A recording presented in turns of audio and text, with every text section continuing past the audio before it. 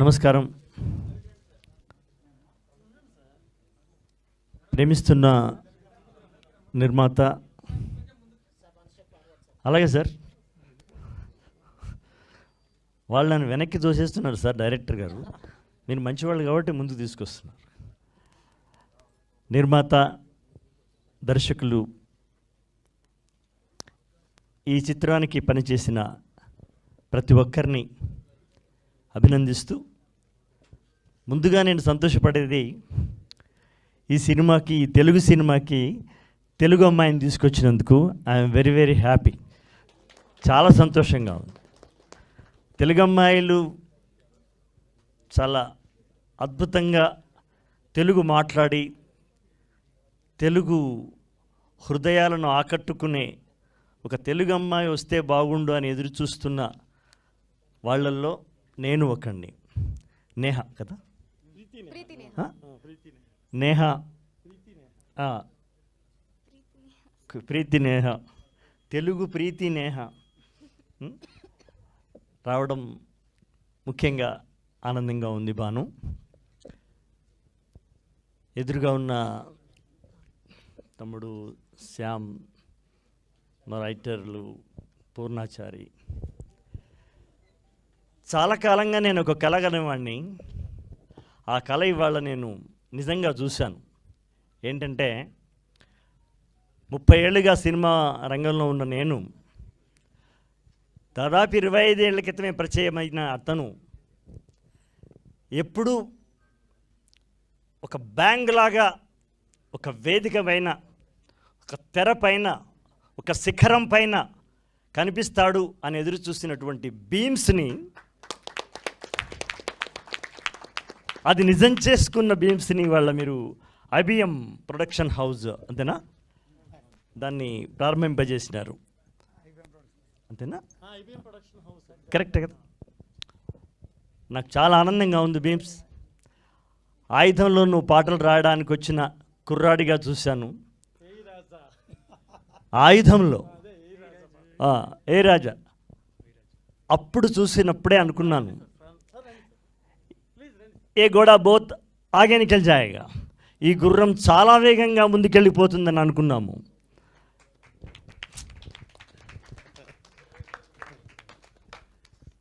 చాలా కన్నుల పండుగగా ఉంది బీమ్స్.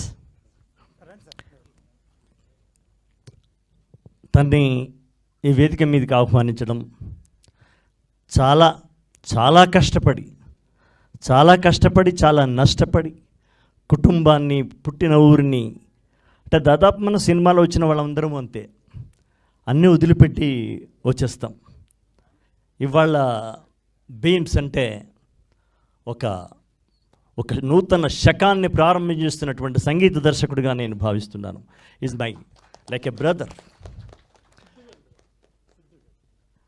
నేను అదే అడుగుతున్నాను, సంగీత దర్శకుడిని ఎందుకు పిలవట్లేదు అని.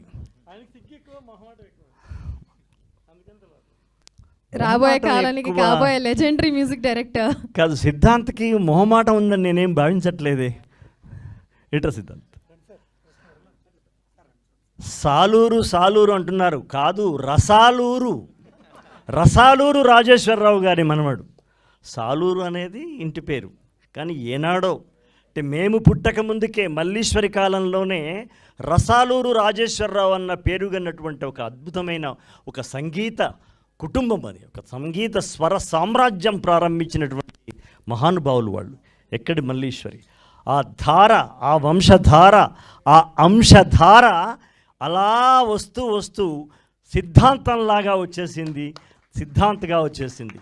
చాలా ఆనందంగా ఉంది నాయన. మీరు ఈ సినిమాకి మొదటి సినిమాకి నేను మొదటి పాట రాసినందుకు, ఇందులో 2 రాసినట్టుగా గుర్తుంది, అంతే కదా బాను? ఇంకో పాట కూడా నేను రాసినట్టుంది. మా ప్రభు అన్నాడు, ఇప్పుడు జర్నలిస్ట్ ప్రభు ఉన్నాడా, వెళ్ళిపోయాడు. ప్రభు అన్నాడు, ఏంటి నువ్వు ఈ పాటలు రాస్తున్నావు, ఇది శ్యామ్ కదా రాయాల్సింది ఇట్లా అని. Cine writer can write any song. Age criteria లేదు. రాయించుకునేటువంటి దర్శకుని యొక్క నేరేషన్లోంచి పుట్టుకొస్తుంది పాట. మా అంతలా మాకే పుట్టుక రాదు. ముందు మమ్మల్ని హిప్నటైజ్ చేసి ఆ సన్నివేశంలోకి, ఆ సందర్భంలోకి, ఆ హృదయాల్లోకి, ఆ యువ హృదయం యొక్క ఎక్స్ప్రెషన్లోకి మమ్మల్ని పూల పల్లకీలో కూర్చుండబెట్టి తీసుకొచ్చి అక్కడ వదిలేసేటువంటి మాంత్రికుడు దర్శకుడు భాను. ఏ దర్శకుడై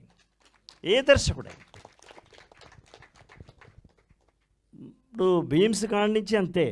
నేను అనగానే ఒక అద్భుతమైన ఆవేశమైన పాట అయితే అశోక్ తేజ్ బాగా రాస్తాడని అనుకునేటువంటి రోజులు నా జీవితంలో.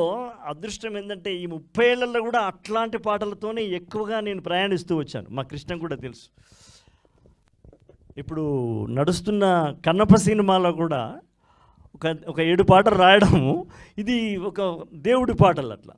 కాబట్టి నేనేమంటాను, ఏ సినిమా రైటర్ అయినా, అది పూర్ణాచారి కావచ్చు, రేపు రాబోతున్నటువంటి ఇంకొక గీతాచార్యుడు కావచ్చు, సినిమా రంగంలో నిలబడి 5 సినిమాలకు పాటలు రాసినాడంటే అతన్ని గనక మనం కరెక్ట్గా అతనికి కనెక్ట్ అయితే ఏ పాట అయినా రాయగలడు అనేదే సినిమా కవుల యొక్క చరిత్ర.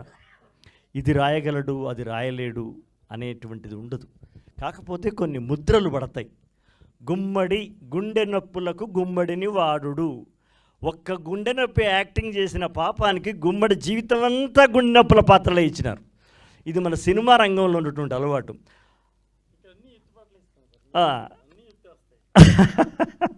అయితే కనుక ఆయన విలన్గా కూడా చేసినాడు గుమ్మడి గారు. ఏదైనా చేయగలిగినటువంటి సమర్థులే సినిమా రంగంలోకి, కళారంగంలోకి వస్తారు.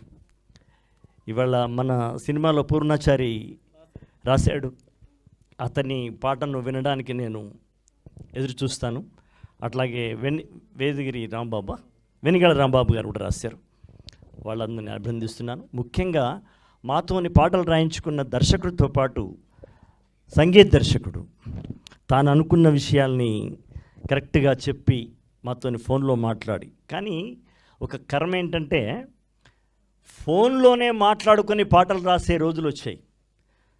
ఇప్పుడు సంగీత దర్శకుడు, రచయిత, దర్శకుడు, నిర్మాత అందరం కూర్చొని ఒక భువన విజయంలాగా రాసుకుని, ఒక కవన విజయం రాసుకునే రోజులు కావివి. సిద్ధాంత మద్రాసులో ఉంటాడు, అశోక్ తేజ హైదరాబాద్లో ఉంటాడు, భాను ఏమో షూటింగ్ స్పాట్లో ఉంటాడు. ఇట్లాంటి కలయికలోంచి పుట్టుకొస్తున్నటువంటి పాటలు ఇవి. ఇది అంత ఆరోగ్యకరంగా మాకు అనిపించకపోయినా అయినా సినిమా రంగం ముందుకు వెళుతూనే ఉన్నాయి, పాటలు బాగా వస్తూనే ఉన్నాయి. ఇప్పుడు ఈ పాట మీ అందరికి నచ్చిందంటే మేము ఒకే దగ్గర కూర్చొని చేయకున్నా కూడా మీకు నచ్చినట్టే కదా.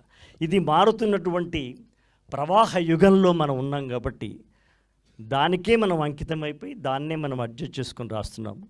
ఈ సినిమాలో నేను 2 దాదాపు తన పేరు ఉండే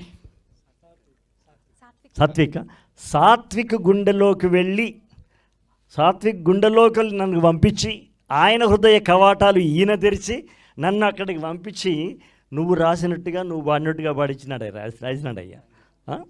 సో చాలా హ్యాపీ భాను. మంచి పాటలు రాశాం. ఈ సినిమా సక్సెస్ అవ్వాలి. ముఖ్యంగా సంగీత దర్శకుడిగా ఫస్ట్ వస్తున్నాడు బాబు. గొప్పగా వాళ్ళ వంశ పూర్వీకుల యొక్క దివ్య ఆశీస్సులతో గొప్ప సంగీత దర్శకుడు ఎదగాలని, అట్లాగే భాను, ఇదివరకు భాను సినిమాకు మేము రాసాము రాజధాని ఫైల్స్కి. ఈ సినిమా కూడా ఆయనకి సక్సెస్ కావాలి. ప్రొడ్యూసర్ గారికి మంచి లాభాలు చేకూర్చాలి. ఇంతమంది వచ్చినారు ఈ సినిమాకు అంటే ఈ నిర్మాత గారి పైన, ఈ దర్శకుని పైన, ఈ బ్యానర్ పైన ఉన్నటువంటి ప్రేమ, గౌరవం, అభిమానం నాకు అర్థమవుతూ ఉంది.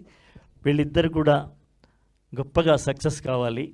అమ్మాయి తెలుగు తెర మీద ఒక సౌందర్యలాగా, ఒక తెలుగు అమ్మాయిలాగా, సౌందర్యలాగా గొప్పగా రాణించాలని నేను కోరుకుంటున్నాను. అలాగే సాత్విక్ని కూడా. All the best. అందరికీ నమస్కారాలు, ధన్యవాదాలు. Thank you sir, thank you so much. Especially ఒక అమ్మాయి నుంచి మెసేజ్ రాగానే మగ నెమలి లాగా అసలు ఆ లైన్ వావ్ అనిపించింది నాకు. అంటే నెమలి ఆడవే మయూరి అంటాం కానీ ఆడనెమలి ఆడదు. అవును, అసలు పురివిప్పేది మొగనెమలి.